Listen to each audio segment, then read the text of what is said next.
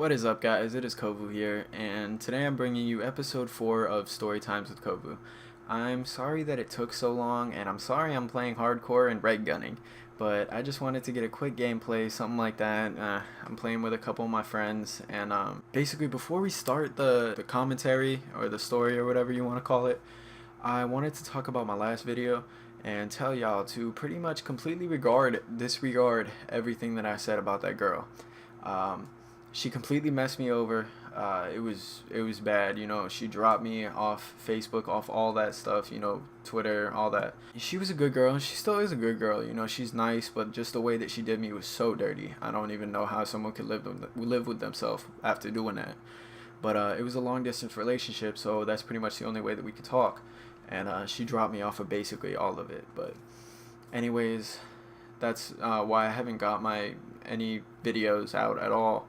I've just been mad depressed, and I just wanted to basically tell y'all that never get depressed, never do anything stupid because of a female that screwed you over, or a guy that screwed you over. Just chill, vibe, see how everything plays out, and maybe everything will get better. Mine definitely got better. My life got really good, and I got friends and basically who made me really think, like that girl wasn't worth it.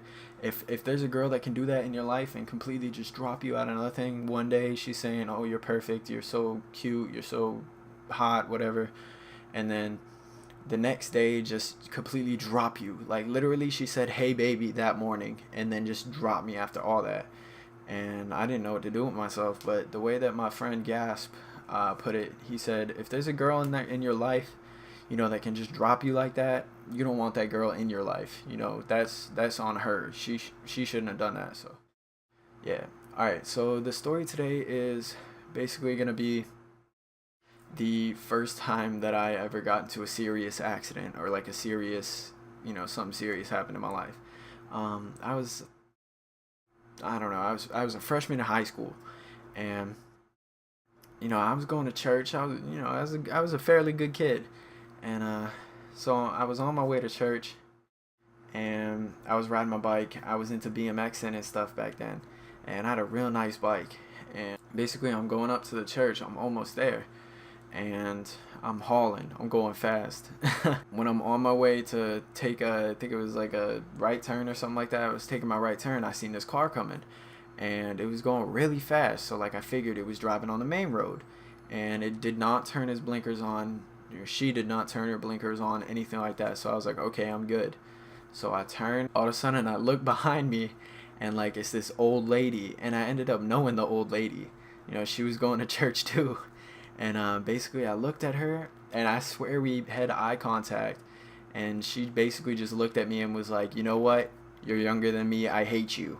And like that's how I felt it went. And like she rammed into the back of me, ran me over. I got hit by a car. I'm sitting there and I'm like, oh my god, oh my god. I felt my leg. I couldn't move my legs. I could feel them and stuff. Basically, I told them, call my mom's. They called my mom. She came, she was crying. Like I was freaking out at the time.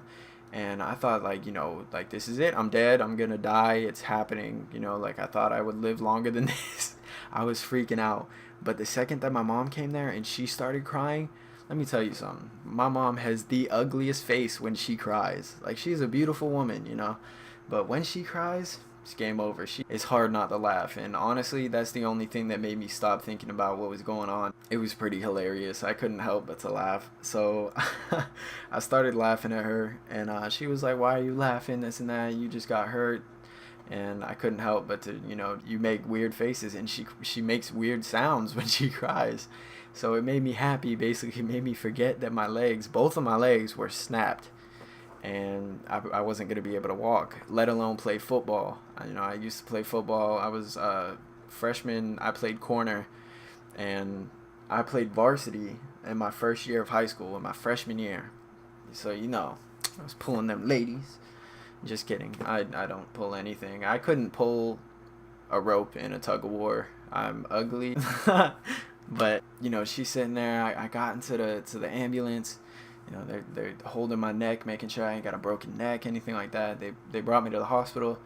They came back in. They said, look, you got two broken ribs, two broken legs, and a cracked pelvic bone or pelvis bone or whatever you want to call it. The pelvic bone is the hardest bone in your body to break, and I cracked it. They did, I guess it would be like ballistics or something. They'd like try to find out how fast she was going when she hit me. She was going 45 miles an hour when she hit me. You don't take a turn going 45 miles an hour unless it's like a small turn on a highway or something. And they were asking her, oh, did you not see the kid, this and that? She was like, no, I didn't see anybody. She had said that she is a diabetic. She was having a hard time, like she didn't take her insulin or something like that the day that it happened.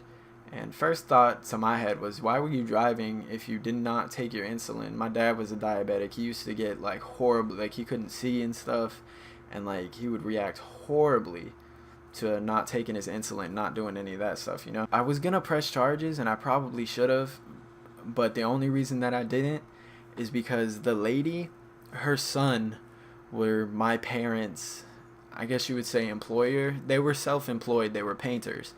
And this is my mom and my stepdad. And they were self-employed, but they got most of their work through this guy. He was a contract. Real cool guy. And I didn't want to mess up the money that they were bringing in, because they were bringing in good money. You know, I felt like if I would have pressed charges, I would have done something like that. He would have put a grudge out on my family or put a grudge out on me. I don't want that, you know. And still to this day, I have really bad hip problems, you know. My legs, they give out every once in a while, and I'll just fall to the ground. But yeah, that's basically the reason why I didn't press charges, is because they were such good people. But in the long run, everything worked out. You know, I still do have problems, but till next time, guys. This has been Kovu. Catch you later.